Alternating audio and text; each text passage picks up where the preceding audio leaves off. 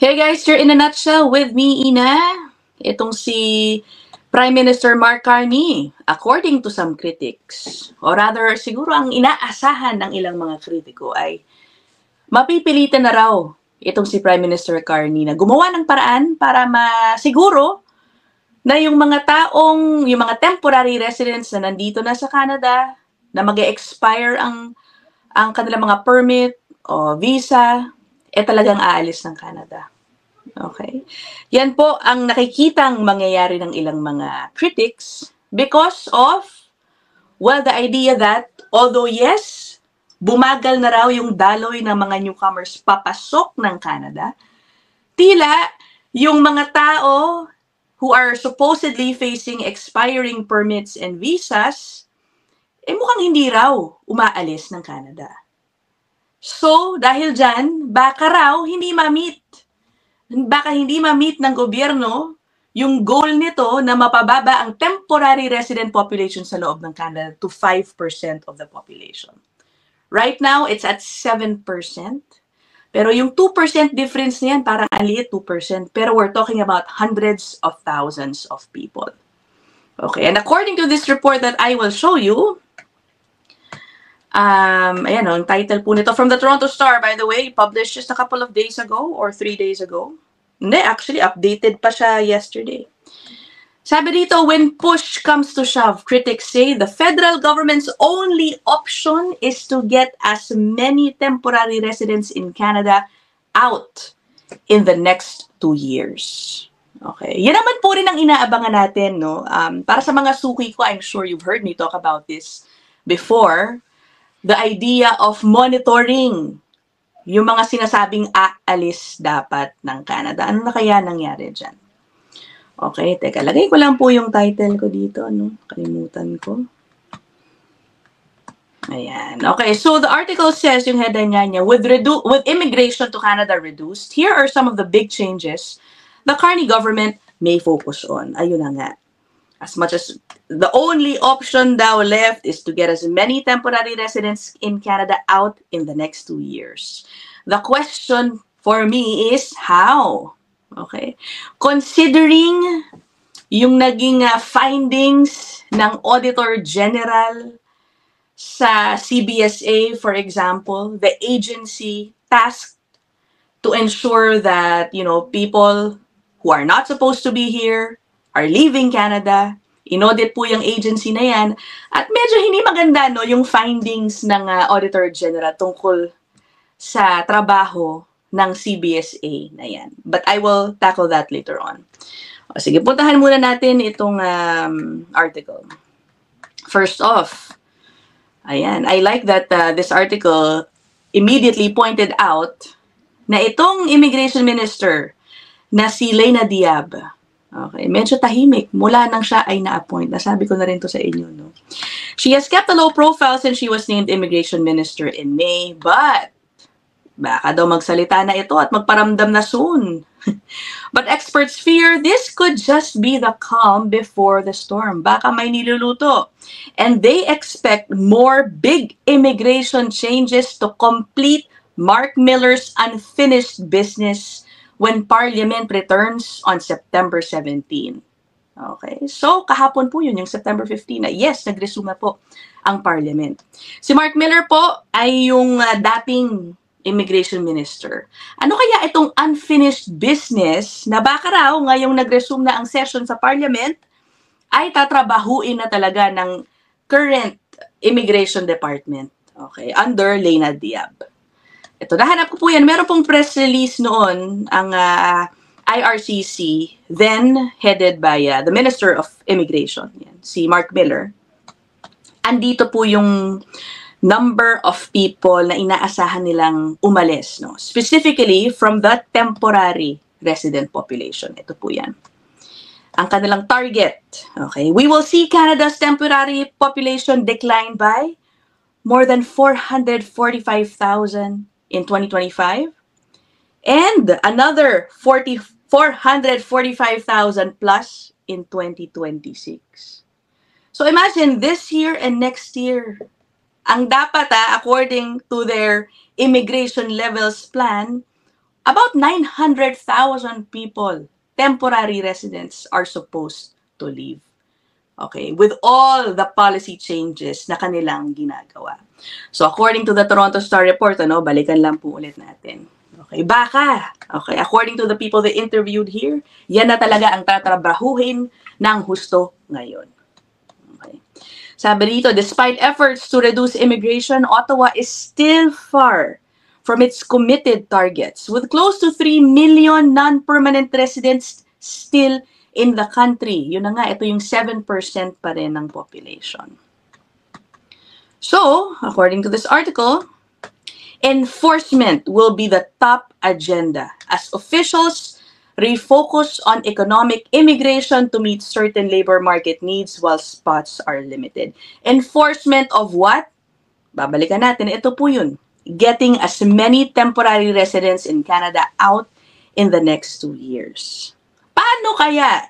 Ang tagal ko na itong tinatanong. Paano po ba tinatrack ng IRCC or ng CBSA ang mga taong may expired visas? Okay. Dati po tinanong na si Mark Miller tungkol dyan. Ang sagot niya, well, we only expect them to leave voluntarily once their visas expire. Yun daw, madalas talaga ang nangyayari. Yan din, narinig ko na rin si Leila Diab, yung kasalukuyang immigration minister, na yan din ang naging sagot. We expect these people to voluntarily leave. Diba? Sapat na ba yun na sagot? Parang hindi magandang sagot no? Siyempre, critics and those closely monitoring itong pagbaba, yung gusto nilang makitang pagbabawas ng temporary resident population ng Canada, siyempre, hindi maganda pakinggan yan. It won't sit well with them na gano'n na lang yun. Hayaan mo sila, maniniwala kang kusa silang aalis. Of course, there needs to be a system in place to monitor people who are overstaying, diba? People with removal orders. Yung mga ganun ba? Okay, kung ang international student, pag natapos ng school, naka-PGWP, tapos na wala siyang PR pathway, ano kaya ginagawa nun dito? Umuuwi ba siya? Yung mga ganun, is there a way to actually answer these things? Unfortunately, wala akong nakikita based on my research na clear system in place to monitor this. Kaya ang tanong ko dito sa article na to, talaga ba? Paano kaya? Unless, again, baka tama rin siya na baka may mga pagbabagong darating with the resumption of Parliament. Baka meron silang mga powers na isa sa batas para mabigyan sila ng magandang sistema para dito. Okay, bakit ko nasabing hindi maganda ang sistema? Una sa lahat, pakinggan natin itong isang interview. Hindi pala to, palitan to sa Parliament. Involving conservative MP, si Michelle Garner, and Immigration Minister Leila Diab. The Immigration Minister was outright asked, okay, kung paano mo inaalam? Paano mo tinatala kung maalis yung mga dapat umalis? Sa totoo lang, wala po siyang diretsyong masagot dito. Diba? So let's watch this short clip. Millions of people are now in Canada with expired or imminently expiring visas. How is the government going to ensure that they will leave? The Honourable Minister of Immigration, Refugees and Citizenship. Thank you very much, Mr. Speaker. Thank you to my colleague for that great question. Today is a great day in the country. We introduced a very important bill that getting us to take steps to strengthen our immigration system and our integrity in the system while also upholding our humanitarian commitments. So as global migration patterns evolve due to conflicts and crisis, Canadians expect a resilient and responsive immigration system, and that is exactly what we are doing. Honourable Member for Calgary Knowles Hill. Diba? May sagot nga siya. May sagot siya pero hindi niya sinagot yung simpleng tanong. No? So just to reiterate, by the end of this year, nearly 5 million people will be in Canada with expired or expiring visas, and the government has no plan on how they're going to get them to leave. We have a housing crisis, a youth... Ayun ang hirap din hindi batikusin kasi nga wala pong nape-present na clear plan. Diba? Okay, sige. Guys, this exchange was from several months ago. And as earlier mentioned, itong kasalukuyan pong immigration minister, medyo mailap sa mga interview, no? Kaya sige, ano na lang pupuntahan ko? I will show you some audit reports sa CBSA. Okay. And this just further strengthens yung need to put in a proper tracking system, diba? To ensure compliance sa mga temporary residents pagdating sa kanilang mga status. First report I will show you. Okay. 2023. Napag-usapan ko na nga to sa dati ko pong episode, no? Hold on. Ayan. Nagkaroon po ng audit sa CBSA, ang Auditor General, patungkol sa paano nito minomonitor ang overstaying people with temporary resident permits, TRPs.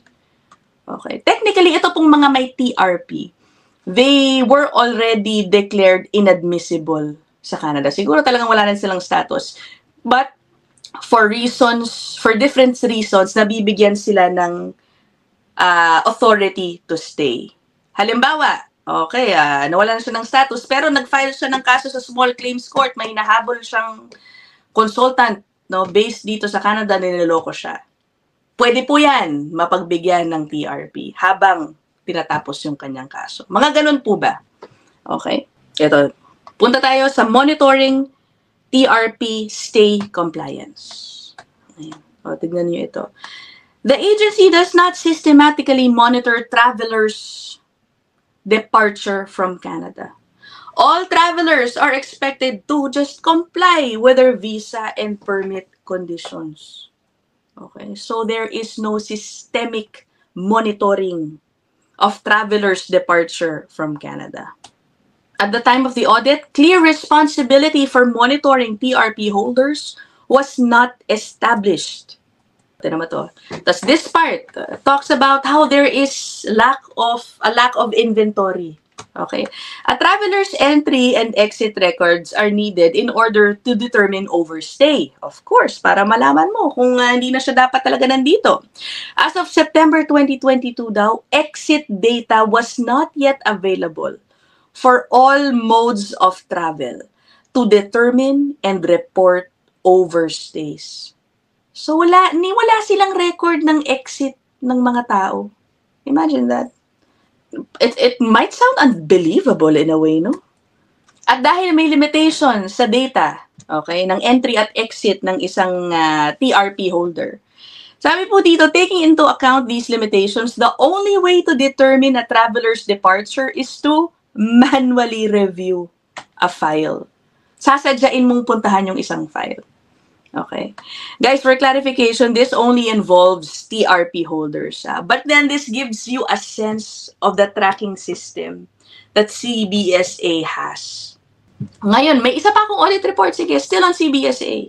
Yan. 2020 naman po ito. Yan, okay. Spring report regarding immigration removals. Yan. Puntahan na lang po natin yung recommendations and findings.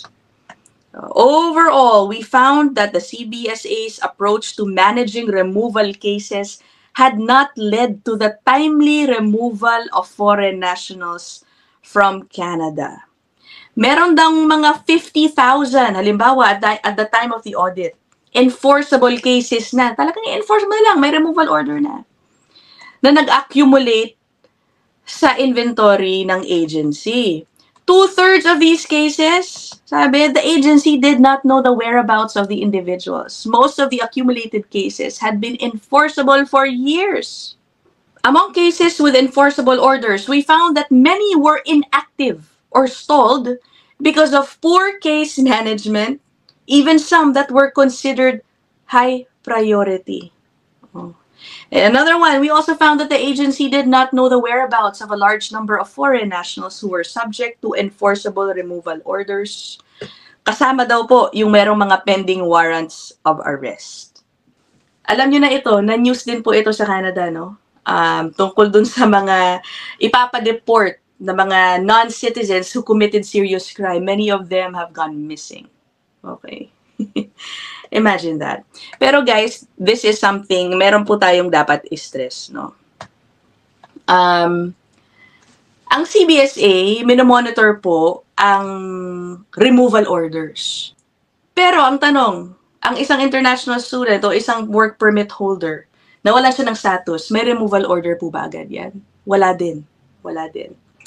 So I do not think that they will suddenly get into the radar of the CBSA. Hindi naman po ibig sabihin na pag sila ay na out of status na, naku ngayong araw nag-expire na aking status, eh ma-alert yung CBSA at kakatok sa iyong pinto. Hindi naman po ganun yun. Okay? To begin with, mahaba po ang proseso para ikaw ay mapagbigyan ng ma-issuehan ng removal order. So that is also one reason why I have my doubts on how the Carney government will actually try to get those who with expired visas to leave. They don't even know where they are.